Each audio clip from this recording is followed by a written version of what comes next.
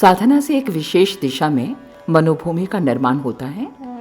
श्रद्धा, विश्वास तथा साधना विधि की कार्य प्रणाली के अनुसार आंतरिक क्रियाएं उसी दिशा में प्रवाहित होती हैं जिससे मन, बुद्धि, चित्त और अहंकार चतुष्टय वैसा ही रूप धारण करने लगता है। भावनाओं के संस्कार अंतर्मन में गहराई तक प्रवेश कर जाते हैं। गायत्री साधक की मानसिक गतिविधियों में आध्यात्मिकता एवं सात्विकता का प्रमुख स्थान बन जाता है। इसलिए जागृत अवस्था की भांति स्वप्नावस्था में भी उसकी क्रियाशीलता सारगर्भित ही होती है। उसे प्रायः सार्थक स्वप्न ही आते हैं। गायत्री साधकों को साधारण व्यक्तियों की तरह निरर्थक स्वप्न प्रायः बहुत कम आते हैं। उसकी मनोभूमि ऐसी अव्यवस्थित नहीं होती जिसमें चाहे जिस प्रकार के उल्टे सीधे स्वप्नों का उद्भव होता हो। जहाँ व्यवस्था स्थापित हो चुकी है वहाँ की क्रियाएं भी व्यवस्थित होती हैं। गायत्री साधकों के स्वप्नों को हम बहुत समय से ध्यानपूर्वक सुनते रहे हैं और उनके मूल कारणों पर विचार करते रहे हैं। तदनुसार हमें इस निष्कर्ष पर पहुंचना पड़ा है कि लोगों के स्वप्न निरर्थक बहुत कम होते हैं, उनमें सार्थकता की मात्रा अधिक रहती है। निरर्थक स्वप्न अत्यंत अपूर्ण होते हैं। उनमें केवल किसी बात की छोटी सी झांकी होती है, फिर तुरंत उनका तारतम्य बिगड़ जाता है। दैनिक व्यवहार की साधारण क्रियाओं की सामान्य स्मृति मस्तिष्क में पुनः पुनः जागृत होती रहती है और भोजन, स्नान, वायु सेवन जैसी साधारण बातों की दैनिक स्मृति के अस्त व्यस्त स्वप्न दिखाई देते हैं। ऐसे स्वप्नों को निरर्थक कहा जाता है। सार्थक स्वप्न कुछ विशेषता लिए हुए होते हैं। उनमें कोई विचित्रता, नवीनता, घटनाक्रम एवं प्रभावोत्पादक क्षमता होती है। उन्हें देखकर मन में भय, शोक, चिंता, क्रोध, हर्ष, विषाद, लोभ, मोह आदि के भाव उत्पन्न होते हैं। निद्रा त्याग देने पर भी उसकी छाप मन पर बनी रहती है और चित्त में बार बार ये जिज्ञासा उत्पन्न होती है कि इस स्वप्न का अर्थ क्या है। साधकों के सार्थक स्वप्नों को 4 भागों में विभक्त किया जा सकता है। पहला, पूर्व संचित कुसंस्कारों का निष्कासन। दूसरा, श्रेष्ठ तत्वों की स्थापना का प्रकटीकरण। तीसरा, भविष्य संभावना का पूर्वाभास। चौथा, दिव्य दर्शन। इन 4 श्रेणियों के अंतर्गत विविध प्रकार के सभी सार्थक स्वप्न आ जाते हैं। पहला, कुसंस्कारों का निष्कासन। कुसंस्कारों को नष्ट करने वाले स्वप्न पूर्व संचित कुसंस्कारों के निष्कासन में इसलिए होते हैं कि गायत्री साधना द्वारा आध्यात्मिक नए तत्वों की वृद्धि साधक के अंतःकरण में हो जाती है।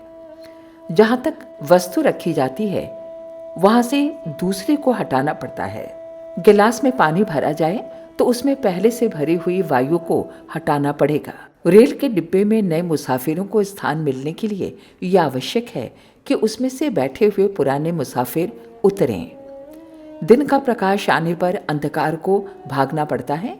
इसी प्रकार गायत्री साधक के अंतर जगत में जिन दिव्य तत्वों की वृद्धि होती है उन सुसंस्कारों के लिए स्थान नियुक्त होने से पूर्व कुसंस्कारों का निष्कासन स्वाभाविक है।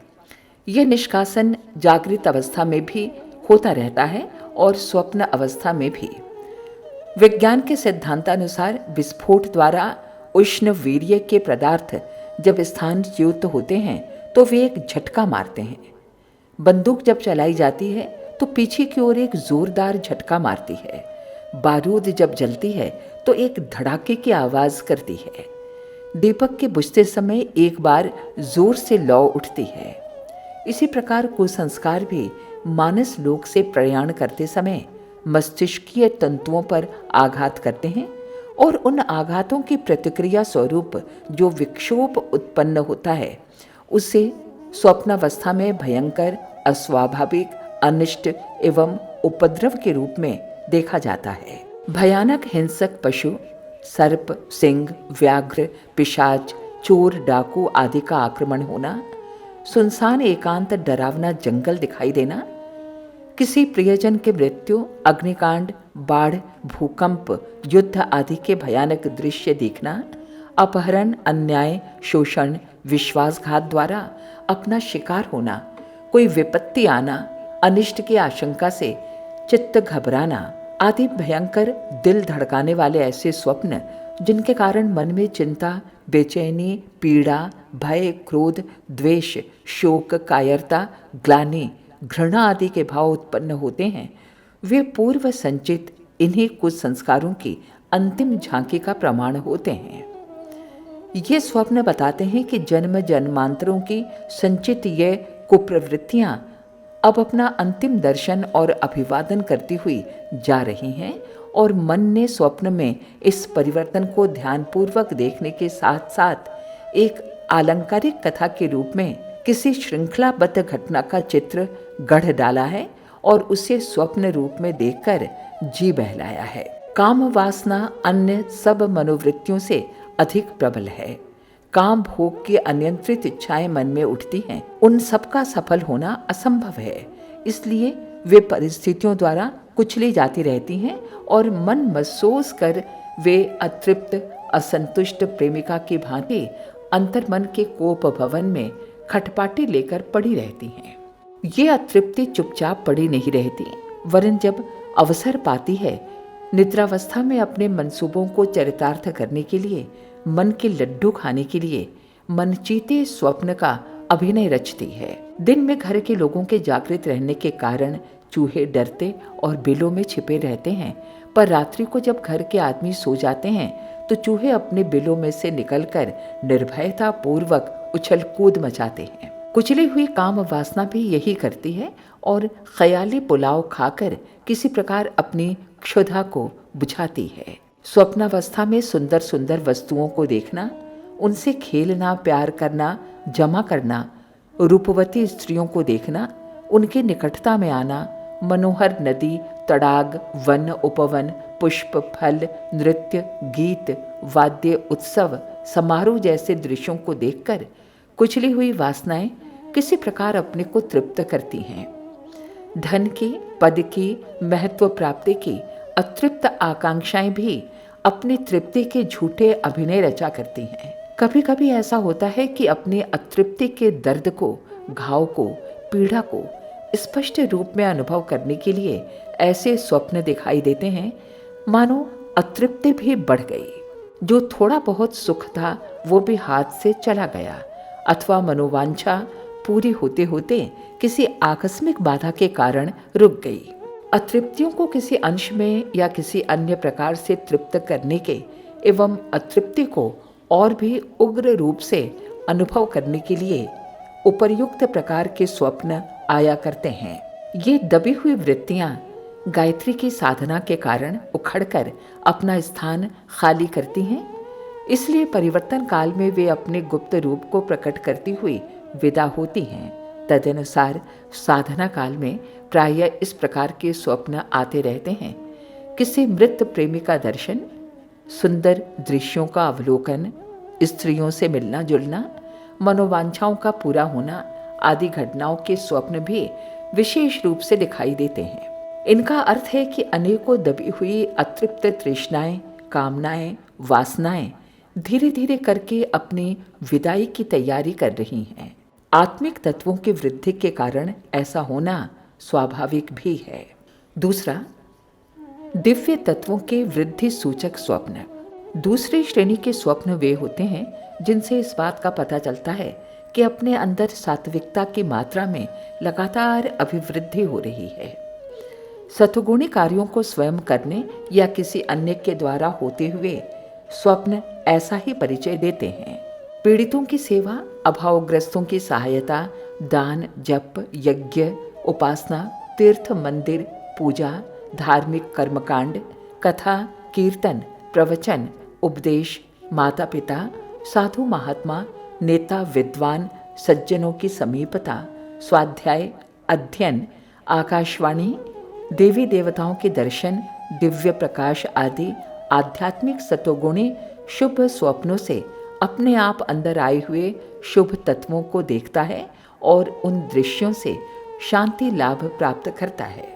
तीसरा, भविष्य का आभास एवं दैवी संदेश का स्वप्न। तीसरे प्रकार के स्वप्न भविष्य में होने वाली किन्हीं घटनाओं की ओर संकेत करते हैं। प्रातःकाल सूर्योदय से 1-2 घंटे पूर्व देखे हुए स्वप्न में सच्चाई का बहुत अंश होता है। ब्राह्म मुहूर्त में एक तो साधक का मस्तिष्क निर्मल होता है, दूसरे प्रकृति के अंतराल का कोलाहल भी रात्रि की स्तब्धता के कारण बहुत अंशों में शांत हो जाता है। उस समय सत्य तत्व की प्रधानता के कारण वातावरण स्वच्छ रहता है और सूक्ष्म जगत में विचरण करते हुए भविष्य का, भावी विधानों का बहुत कुछ आभास मिलने लगता है। कभी कभी अस्पष्ट और उलझे हुए ऐसे दृश्य दिखाई देते हैं जिनसे मालूम होता है कि भविष्य में होने वाले किसी लाभ या हानि के संकेत हैं, पर स्पष्ट रूप से ये विदित नहीं हो पाता कि इनका वास्तविक तात्पर्य क्या है। ऐसे उलझन भरे स्वप्नों के कारण होते हैं। पहला, भविष्य का विधान प्रारब्ध कर्मों से बनता है, पर वर्तमान कर्मों से उस विधान में हेर फेर हो सकता है। कोई पूर्व निर्धारित विधि का विधान साधक के वर्तमान कर्मों के कारण कुछ परिवर्तित हो जाता है तो उसका निश्चित और स्पष्ट रूप दिखाकर अनिश्चित और अस्पष्ट हो जाता है। तदनुसार स्वप्न में उलझी हुई बात दिखाई पड़ती है। दूसरा, कुछ भावी विधान ऐसे हैं जो नए कर्मों के नई परिस्थिति के अनुसार बनते और परिवर्तित होते रहते हैं। तेजी, मंदी, सट्टा, लॉटरी आदि के बारे में जब तक भविष्य का भ्रूण ही तैयार हो पाता है, पूर्ण रूप से उसकी स्पष्टता नहीं हो पाती, तब तक उसका पूर्वाभास साधक को स्वप्न में मिले तो वो एकांगी एवं अपूर्ण होता है। तीसरा, अपनेपन की सीमा जितने क्षेत्र में होती है वो व्यक्ति के अहम की सीमा क्षेत्र तक अपने को दिखाई पड़ सकते हैं। इसलिए ऐसा भी हो जाता है कि जो संदेश स्वप्न में मिला है वो अपनेपन की मर्यादा में आने वाले किसी कुटुंबी, पड़ोसी, रिश्तेदार या मित्र के लिए हो। चौथा, साधक की मनोभूमि पूर्ण रूप से निर्मल न हो गई हो तो आकाश के सूक्ष्म अंतराल में बहते हुए तथ्य अधूरे या रूपांतरित होकर दिखाई पड़ते हैं। जैसे कोई व्यक्ति अपने घर से हमसे मिलने के लिए रवाना हो चुका हो तो उस व्यक्ति के स्थान पर किसी अन्य व्यक्ति के आने का आभास मिले। होता यह है कि साधक की दिव्य दृष्टि धुंधली होती है। जैसे दृष्टि दोष होने पर दूर चलने वाले मनुष्य पुतले से दिखाई पड़ते हैं पर उनकी शक्ल पहचानी नहीं जाती। जब धुंधले स्पष्ट आभास के ऊपर हमारी स्वप्न माया एक कल्पित आवरण चढ़ाकर कोई झूठ मूठ की आकृति जोड़ देती है और रस्सी को सर्प बना देती है, ऐसे स्वप्न आधे असत्य होते हैं। परंतु जैसे जैसे साधक की मनोभूमि अधिक निर्मल होती जाती है वैसे उसकी दिव्य दृष्टि स्वच्छ होती जाती है और उसके स्वप्न अधिक सार्थकता युक्त होने लगते हैं। चौथा, जागृत स्वप्न या दिव्य दर्शन। स्वप्न केवल रात्रि में या निद्राग्रस्त होने पर ही नहीं आते, वे जागृत अवस्था में भी आते हैं। ध्यान को एक प्रकार का जागृत स्वप्न ही समझना चाहिए। कल्पना के घोड़े पर चढ़कर हम सुदूर स्थानों के विविध विधि संभव और असंभव दृश्य देखा करते हैं। ये एक प्रकार के स्वप्न ही हैं। निद्राग्रस्त स्वप्नों में क्रियाएं प्रधान होती हैं, जागृत स्वप्नों में बहिर्मन की क्रियाएं प्रमुख रूप से काम करती हैं। इतना अंतर तो अवश्य है, पर इसके अतिरिक्त निद्रा स्वप्न और जागृत स्वप्नों की एक सी प्रणाली है। जागृत अवस्था में साधक के मनोलोक में नाना प्रकार की विचारधाराएं और कल्पनाएं घुड़दौड़ मचाती हैं। ये भी 3 प्रकार की होती हैं: पूर्व कुसंस्कारों के निष्कासन, श्रेष्ठ तत्वों के प्रकटीकरण तथा भविष्य के पूर्वाभास की सूचना देने के लिए मस्तिष्क में विविध प्रकार के विचार, भाव एवं कल्पना चित्र आते हैं। कभी कभी जागृत अवस्था में भी कोई चमत्कारी, दैवी, अलौकिक दृश्य किसी किसी को दिखाई दे जाते हैं। इष्ट देव का किसी किसी को चर्म चक्षुओं से दर्शन होता है, कोई कोई भूत प्रेतों को प्रत्यक्ष देखते हैं, किन्हीं किन्हीं को दूसरों के चेहरे पर तेजोवलय और मनोगत भावों का आकार दिखाई देता है, जिसके आधार पर वो दूसरों की आंतरिक स्थिति को पहचान लेते हैं।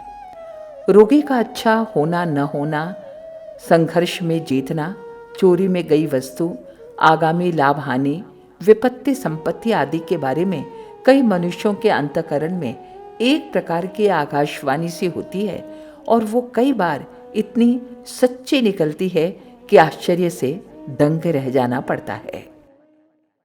प्रस्तुत है शांति कुंज वीडियो ऐप, उपलब्ध है गूगल प्ले स्टोर पर। अभी डाउनलोड करें। हमारे YouTube चैनल शांति कुंज वीडियो गायत्री परिवार को सब्सक्राइब करें एवं बेल आइकन जरूर दबाएं ताकि गायत्री परिवार की विभिन्न गतिविधियों की जानकारी आपको मिलती रहे।